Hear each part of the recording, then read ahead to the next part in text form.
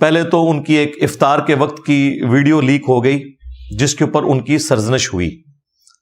جو جی T V کے director ہیں مذہبی امور کے، جو ان تمام پروگراموں کو اوور آل دیکھتے ہیں، شعیب مدنی بھائی حافظہ اللہ تعالی، ان کے میرے اوپر بہت زیادہ احسانات ہیں اس حوالے سے کہ سب سے پہلے ایک مین میڈیا چینل کے اوپر انہی کی دعوت کے اوپر میں گیا تھا.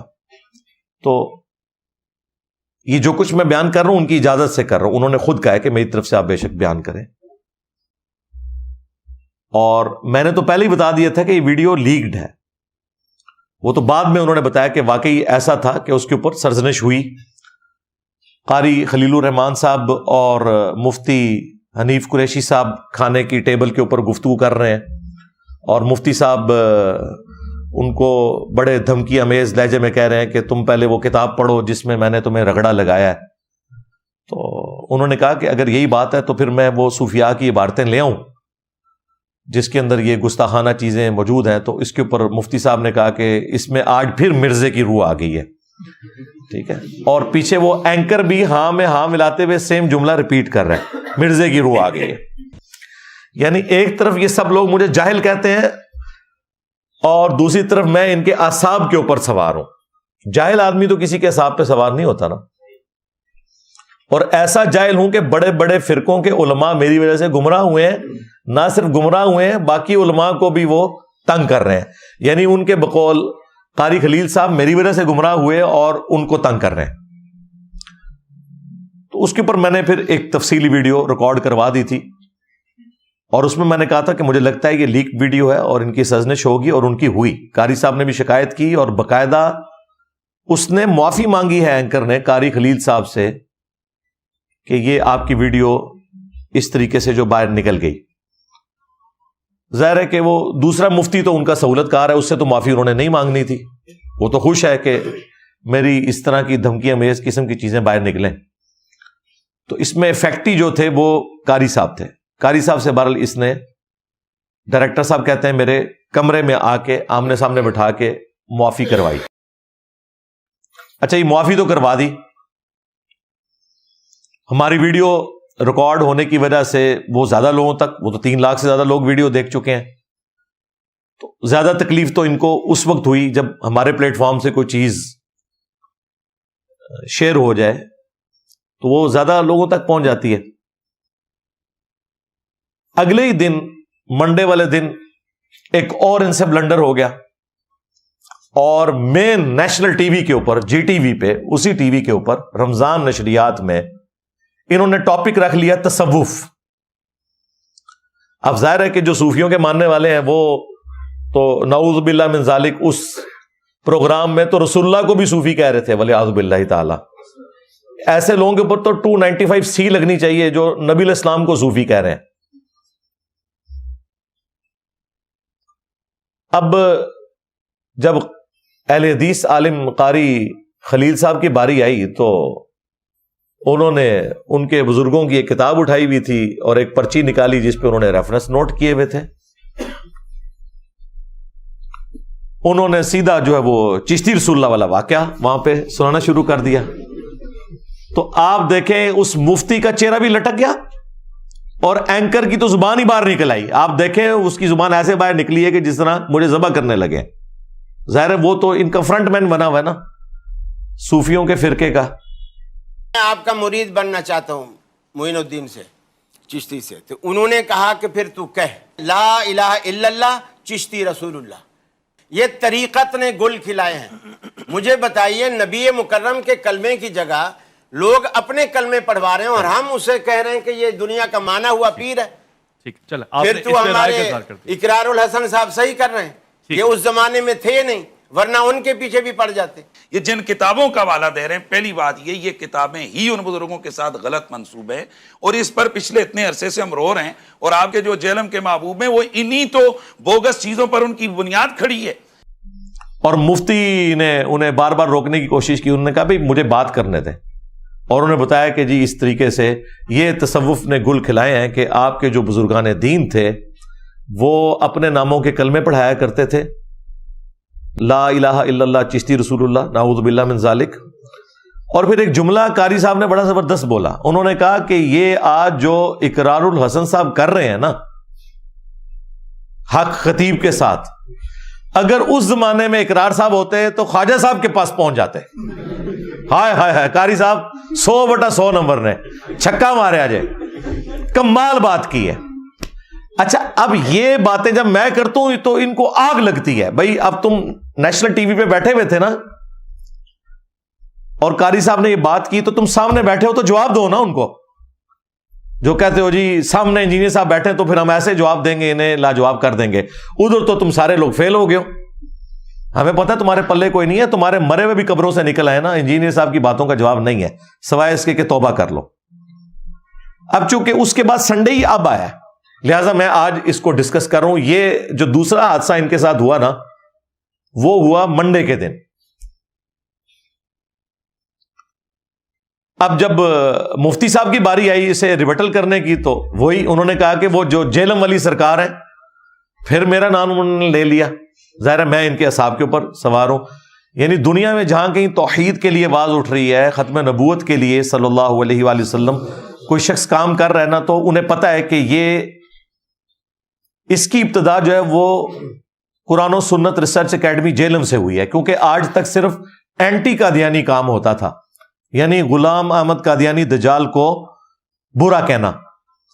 لیکن ختم نبوت پہ کام اس پلیٹ فارم سے سٹارٹ ہوا ہے کہ خواہ غلام احمد قادیانی دجال ہو یا کوئی تھانوی دجال ہو یا کوئی چشتی دجال ہو یا شبلی دجال ہو، اگر انہوں نے یہ کہلوائی ہیں باتیں، اگر نہیں کہلوائی تو اللہ کے حضور معافی ہے ان کے لیے. لیکن ان کے ماننے والے تو ان چیزوں کو مانتے ہیں، فخریہ ڈیفینڈ کرتے ہیں. اس کے بعد پھر مفتی صاحب نے یہ جھوٹ بولا وہاں پہ کہ جی یہ تو کتابیں ہی بدل گئی ہوئی ہیں، ہم تو مانتے ہی نہیں ان واقعات میں. اب چونکہ سامنے بیٹھے ہوئے تھے قاری صاحب تو بےچارے اس بات کا جواب نہیں دے سکتے تھے. بعد میں انہوں نے یہ ویڈیو ہمارے اکیڈمی کے نمبر پہ بھیجی اور مجھے اکیڈمی کے بھائی نے بتایا کہ جی یہ قاری صاحب نے ویڈیو بھیجی ہے. میں نے کہا میں دیکھ چکا ہوں. تو اب اخلاقاً میں نے پہلے بھی ارادہ کیا تھا میں قاری صاحب کو فون کر کے مبارکباد دوں گا. اب چونکہ انہوں نے خود ویڈیو بھیج دی ہے تو میرا اخلاقاً فون کرنا بنتا ہے. تو میں نے اگلے دن قاری خلیل صاحب کو فون پہ مبارکباد دی، بڑے خوش ہوئے وہ. اور میں نے ان کو پھر آگے بتایا کہ آپ کو اس کا منہ وہیں پہ توڑنا چاہیے تھا علمی طور پہ. جو وہ یہ بات کر رہا تھا کہ کتابیں بدل گئی ہیں، یہ جھوٹ بول رہا ہے. اور پھر میں نے انہیں سارے ریفرنسز واٹس ایپ کیے. جو ہمارے اسٹوڈنٹس کو پتا ہے میں ویڈیوز میں ڈسپلے کراتا رہتا ہوں کہ کتابیں کوئی نہیں بدلی ہیں، یہ بالکل جھوٹ بول رہا ہے. کتابیں میرے آنے کے بعد بدل گئی ہیں، پہلے ان لوگوں نے اس کو ڈیفینڈ کیا ہوا ہے. اور آج میں اس مفتی کے اوپر اور اس کے فرنٹ مین اس اینکر کے اوپر ایک نیا علمی ایٹم بم گرانے لگا ہوں انشاءاللہ تعالی اس ویڈیو میں. وہ 2009 کے اندر جو اسی مفتی حنیف قریشی نے ایک مناظرہ کیا جس کی بنیاد کے اوپر اس نے سارا یہ فیم کمایا اور شہرت کمائی اپنے فرقے کے اندر. اب تو خیر ریجیکٹ ہو چکا ہے اپنے فرقے میں. اس مناظرے کے اندر اس نے خود چشتی رسول اللہ اور شبلی رسول اللہ کا دفاع کیا ہوا ہے. اوے مفتی، جھوٹ بولتا ہے کہ بزرگوں کی کتابیں بدل گئی. 2009 میں تو نے ویڈیو میں دفاع کیا ہے شتی ہاتھ کے نام کے اوپر. شبلی بولے اس طرح پڑھ، لا الہ الا اللہ شبلی رسول اللہ. اور ختم نبوت کے ڈاکووں، شبلی کو رسول بنانے والوں، لا الہ الا اللہ چشتی رسول اللہ، لا الہ الا اللہ شبلی رسول اللہ. انہوں نے پھر پڑھا لا الہ الا اللہ شبلی رسول اللہ. اب بات یہ انہوں نے شبلی کو کیا کہا؟ کون ہے؟ کافر ہے.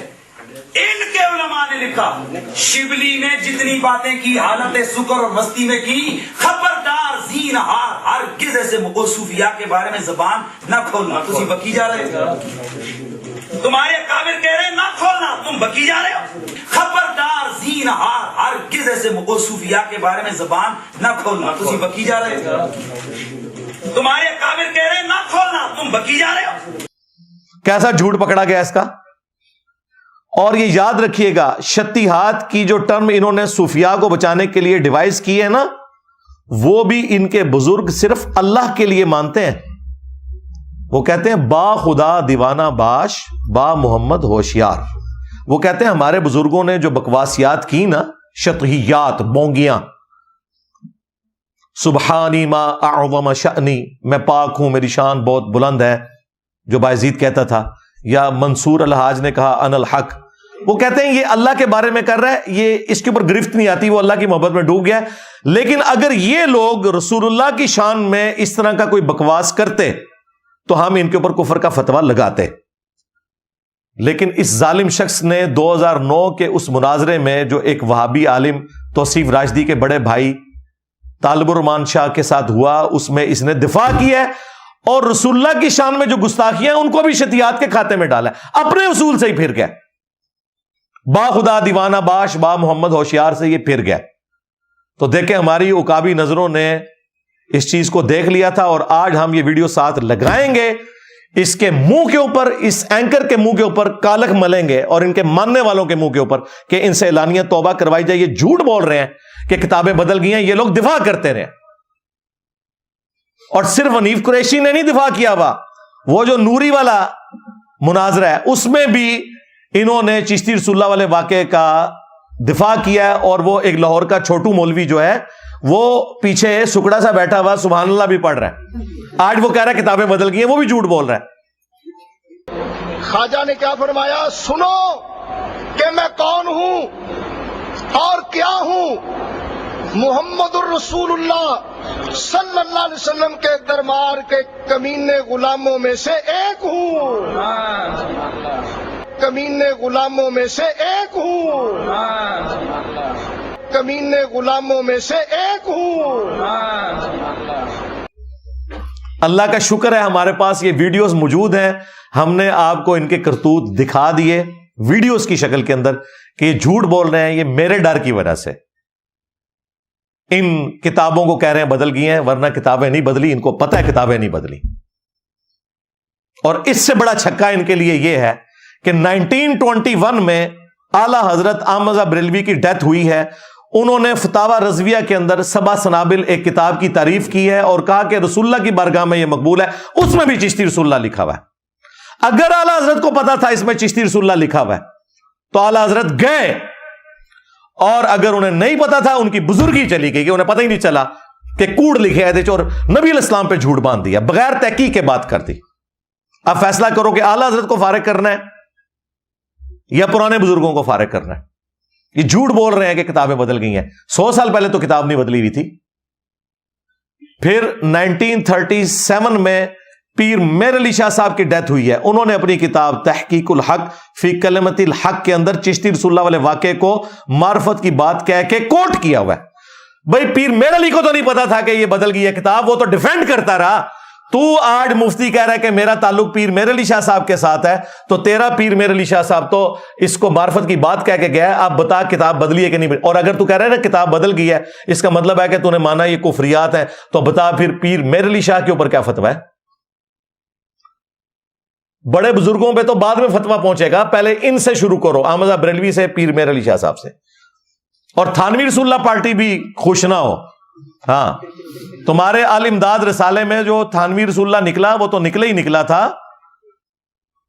اس کا میں نے پوسٹ مارٹم کیا.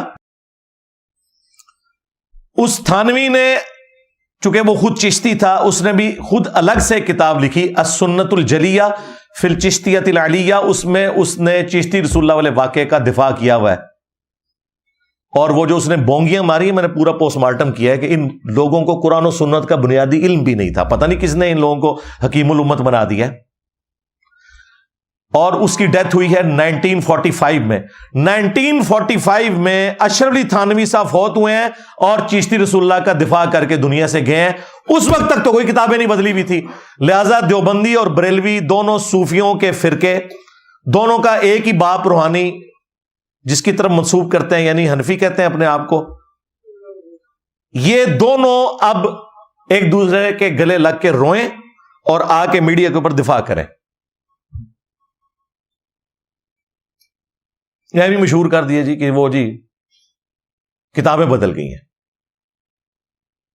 اچھا، اب چونکہ یہ ساری باتیں میری پچھلی ویڈیو میں آ چکی ہوئی تھی، انہیں لگی ہوئی تھی آگ اس نے جوش دکھایا. پھر اس کی تیسری ویڈیو آ گئی. اس نے میڈیا میں بیٹھ کے اینکر نے کہا, اور یہ ویڈیو اپلوڈ کی انہوں نے جمعرات اور جمعے کی درمیانی رات, لیکن مجھے پتہ نہیں چلا.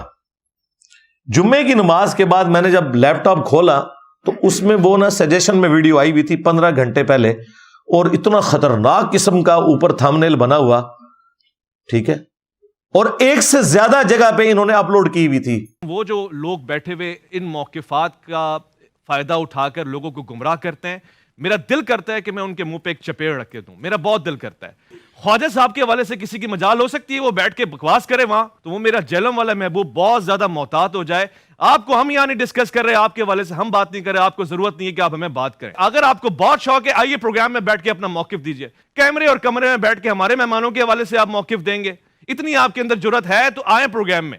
اس کے لیے آپ کا جگرا نہیں چلتا ہے. ہم نے اپنی زبانیں رمضان میں تو سیلی ہیں کہ ہم آپ کے حوالے سے کوئی بات ہی نہیں کرنا چاہتے ہی نہیں آپ کو, تو پھر آپ کیوں ہمارے حوالے سے بول رہے ہیں؟ انجینئر محمد علی مرزا کو کھلا چیلنج, اگر جرت ہے تو سامنے آ کے بات کرے.